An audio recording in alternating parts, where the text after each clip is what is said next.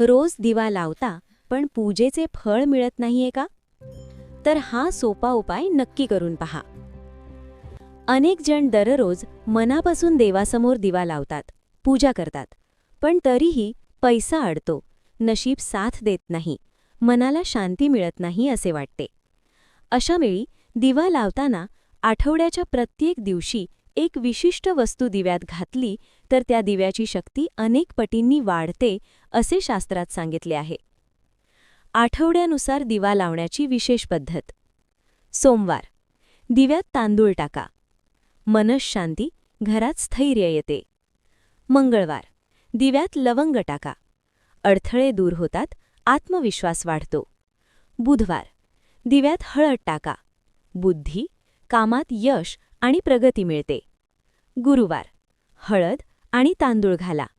भाग्यवृद्धी, गुरुकृपा लाभते. शुक्रवार, तांदूळ आणि लवंग टाका. आर्थिक अडचणी कमी होतात, लक्ष्मी कृपा वाढते. शनिवार, काळे तीळ आणि लवंग घाला. नकारात्मक शक्ती दूर होतात, शनिदोष शमतो. विशेष सूचना. दिवा श्रद्धेने आणि शांत मनाने लावा. रोज एकच दिवा लावला तरी चालेल. सातत्य ठेवा. किमान 21 दिवस हा उपाय करा.